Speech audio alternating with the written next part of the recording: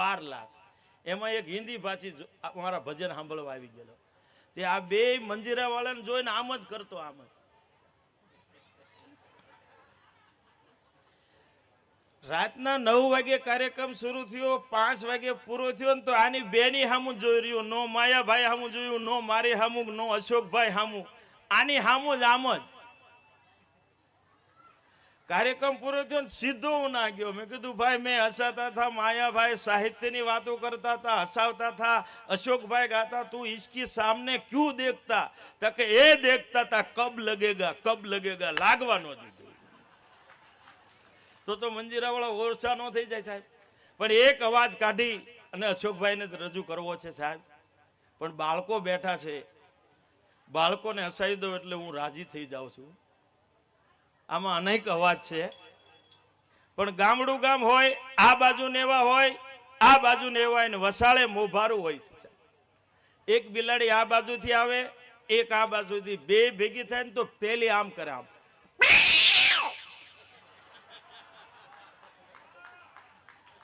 તો બીજી આવે ને એ તો આમ જ કરે, આમ.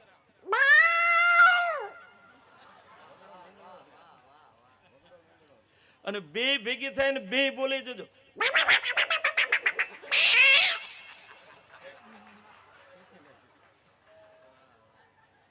અને હાવ નજીક આવી જાય ને મોભારે, આમાં વડીલો બેઠા એને ખબર છે બપોર વસાળ જ બાજતી હોય. એ હુતા હોય ને તારે જ પછી વડીલ હુડકારો કરે, હુડ. હાવ અવાજ બંધ થઈ જાય. આપણને એમ થાય બીજાના મકાને વહી ગઈ. પાછી બોલે આમ.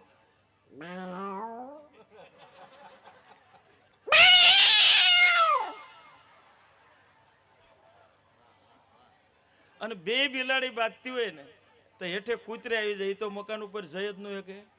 એ તો હેઠે ઉભા ઉભા આમ કરે.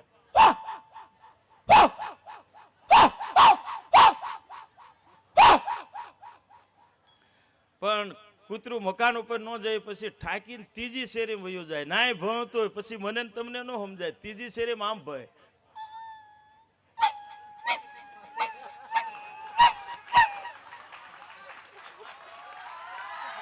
શાબાશ શાબાશ. પણ મજા છે સાહેબ. ભજન છે ને એ જીવનમાં ઉતાર્યા જેવું છે. કારણ કે હું તો એક ગલોબ છું. પાવર હાઉસ બેઠું છે. મારા બાપ માયા આતા બેઠા છે સાહેબ. એને સાંભળવા જીવનનો લાવો છે. પણ ટૂંકમાં બતાવવાનું ભજન 2 મિનિટમાં પૂરું કર્યું. સુરતની અંદર મારો કાર્યક્રમ હતો. ગણપતિનું ભજન 2.5 કલાક આવ્યું. એમાં ભજનિકનો વાંક નતો. મસર જેવા હતા ઓલપાડમાં. એ ભજનિકે આમ ઉપાડ્યું, એ ગણપતિ આવ્યો, હે રીધિ, હે સીધી, હે લાવ્યો. ત્યાં તો 2.5 કલાક થઈ ગયેલી. પણ મંજીરા વાળા નહોતો વાંધો આવતો. એક જ ધારે હેમેલતા. પણ મારી માતાઓનો સંખ્યા આમ તો નજર નાખું ના હોય. મારો જિંદગીમાં પહેલો પ્રોગ્રામ આવો હોય છે. આટલા ઓડિયન્સ ને મૂળ 150 જણા જોવા. એમાં અડધા બીડી બદલતા હોય અને અમદાવાદ ગુંગા કાઢતા હોય. ગુંગુ કાઢીને નાખે તો વાંધો નહીં. આમ કાઢીને પાછું આમાં લે, પાછું આમાં લે. મેં કે નાખના ભાગમાં છે તો બીજું આવશે.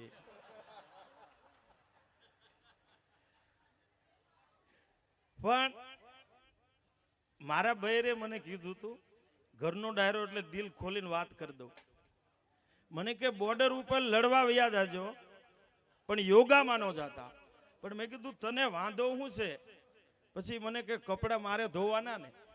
સુરત કાશીબા ફાર્મ છે. 5000 આમ લેન્ડ ટુ લેન્ડ બેઠા હતા. હું બેહી ગયો અને યોગા કરાવે આવું તેજ. 5000 ને કે શ્વાસ લો. એમે 5000 એ કરે આમ કર્યું.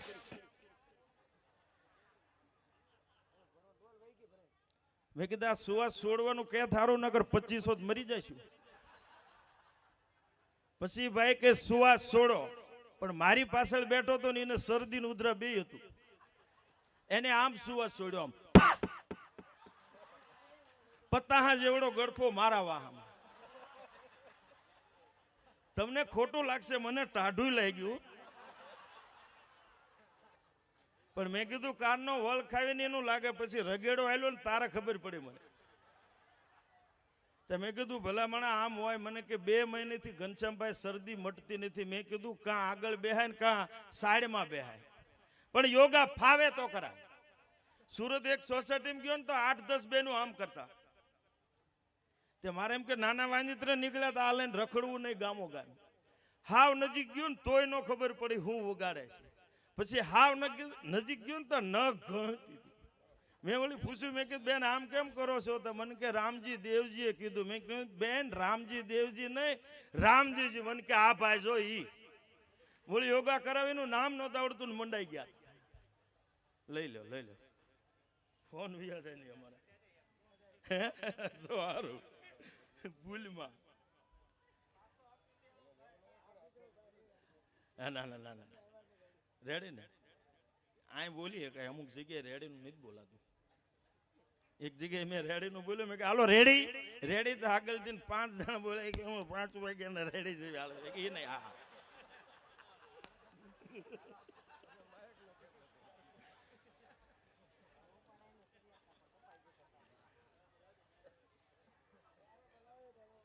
હકીકત છે. પછી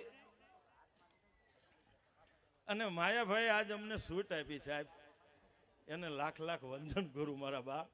મને કે તમે ત્રણે બોલી લો, પછી હું બોલીશ ને પછી તમારે નહીં વારો આવે. કારણ કે એને સાંભળવા હાટે આપ આવ્યા છો, છતાં મને કે આનંદ કરાય. સુરત હમણાં અમને મળ્યા હતા સાહેબ. હું 1-2 જોક કરી બસ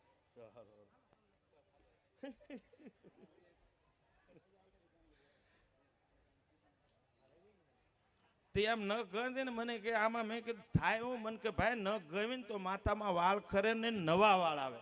મેં કીધું મારે ટાઈલ છે. પછી એક બેન તો ઓટલે બેઠા, એ તો આમ જ બેઠા હતા. મેં એને ન પૂછ્યું હોત તો સારું હતું. મેં વળે એ નહીં પૂછ્યું. મેં કીધું બેન તમે કેમ નખ નથી ગણતા?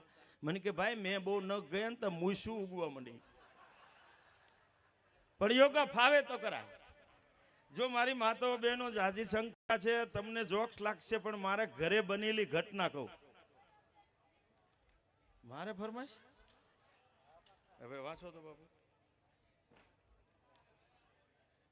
શાબાશ, કોક મને ઓળખે છે મારા બાપ. શાબાશ કહું પછી બીજા રાઉન્ડમાં કહેશ. હા, કારણ કે તમને જોક્સ લાગશે. મારા ઘરે બનેલી ઘટના કહું. આજથી 12 વર્ષ પહેલા હું સુરત રહું છું. હું માતાજીનું 5મું નોરતું જોઈને રાતના 12:30 મારા ઘરે જતો. મારા ઘરે ઘટના એવી ઘટી, મારો છોકરો એ વખતે નાનો ભૂખ્યો થયો હતો. બસ એટલી રહેવા દે, 1-2 રહેવા દે બાપા. તને લઈ મારે જોક કહેવાનો છે. બસ જા એટલી રહેવા દે. હાવ નો કોરા કરાય ભાઈ.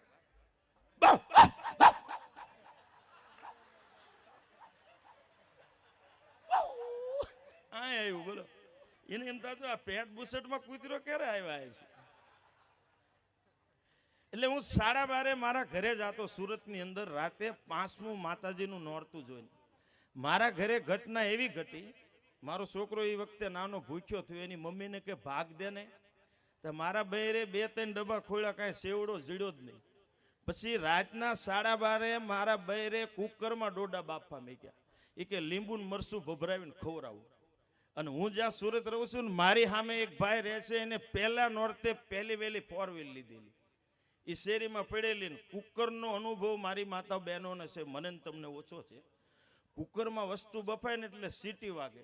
પહેલી સીટી આમ વાગી.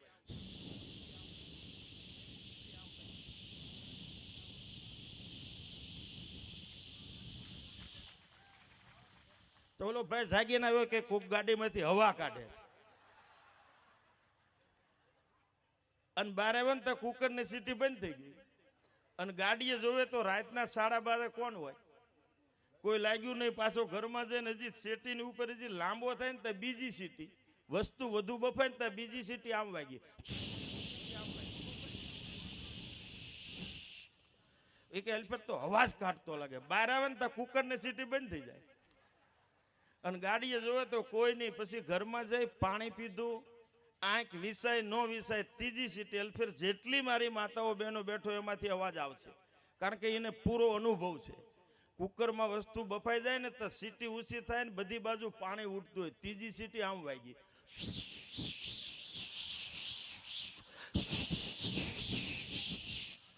ઓલો કે એલફેર તો 2 વ્હીલમાં હવા કાઢતો લાગે. પણ મારો ઘરનો ડાયરો છે એટલે દિલ ખોલીને વાત કરી દઉં. મારો રામ જાણે મેં વાત સાંભળી છે, હાસી હોય ખોટી મારો ભગવાન જાણે. આપણે ઇન્ડિયામાંથી પ્લેન જાય ને વિદેશમાં, એમાં 3 પેક આપે. સમજી લો અમેરિકાનો હોય, ઈ 3 પેક મારી જાય એટલે લેપટોપ કાઢીને એમાં પિક્ચર જોવા મળે. અને ઓસ્ટ્રેલિયાનો હોય, ઈ 3 પેક મારે એટલે મોબાઈલ કાઢીને ગેમ રમે. પણ નો કરે નારાયણ. આપણો ભારતનો હોય, એમાંય આપણો કોઈ ગુજરાતનો હોય, અને ઈ 3 પેક મારી જાય એટલે સીધો પાયલોટની રૂમમાં જઈને આમ કરે, રાય બલુમ હું આંકી લઈ, કારણ કે લાગી ગયું હોય ત્યાં.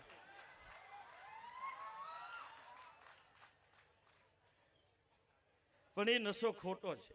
નશો કરવો હોય તો રામા બાપાનો કરો, નશો કરવો હોય તો માં મેલડીનો કરો, નશો કરવો હોય તો માં બાપનો કરો. આ ભજન છે. બાકીનું તિરુપતિ બાલાજી કોણ કોણ ગયું સાહેબ? તિરુપતિ બાલાજી ગોપીજી આ ગયા હોય તો સાચો હાથ ઊંચો કરજો. ગમે ના કહું છું ને, કોઈ ઊંચો હાથ જ નથી કરતા, કારણ કે ના હટવાના જ બહુ.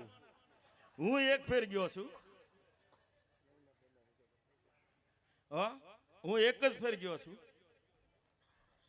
1200 રૂપિયા ટિકિટ દઈને 12 કલાકે વારો આવે દર્શન. તો હું 12 કલાક આવ્યો ને પછી ભગવાનને આમ કરતો ને તો 5 બોડીદાર ઉભેલા. મારા ખંભા ચાલીને એની ભાષામાં કે ઊનનું મન ના મેં ઉભી નહોતો રે ભાઈ. મને આ બાણે ઓલા બાણે નાખ, મને હજી ખબર નથી ના હું લેવા ગયો છું. પછી ના ટકાનું મહત્વ છે. મારો ભત્રીજો ટોકો કરે એનો મેં કીધું હાંચ્યો કા કર્યો? મને કે હાંચ્યો નહીં, હજાયો ઓડાડી દીધો છે. પછી સુરતનો એક ભાઈ મળ્યો, મને કે ઘનશ્યામભાઈ ધોતી 4 રસ્તા વયા જજો, ના ગેસ્ટ હાઉસ સસ્તા છે. હવે રિક્ષા વાળો તો આપણી બાજુનો કોઈ હોય જ નહીં. મેં માનમાં નીંદી કાઢી. મેં કે ભાઈ હમકો ધોતી 4 રસ્તા જાના. મને કે કોનના? મેં કે હમકો મને કે કોનના? કોનનું મન ના? મેં કીધું આ બટકું ભરી લેવાનું. અડધી કલાક ઈ બોલ્યો, હું નો સમજો, હું બોલ્યો ઈ નો સમજો. પછી એને લુંગી પહેરી. મેં કે કુન્ના કોનનું મન ના? મને કે કુન્નું ને. મેં કે ના તારું બાપ. તે ના ગયો તો હોટલ વાળો સમજે નહીં, ના બાકડો હતો. મેં કીધું 2 કમરા चाहिए. તો હોટલ વાળો મને કે કુન્ના? મેં કીધું હમકો 2 કમરા चाहिए. મને કે કુન્ના? કુન્નું મન ના? મેં કીધું તારા બાપાને હું ના?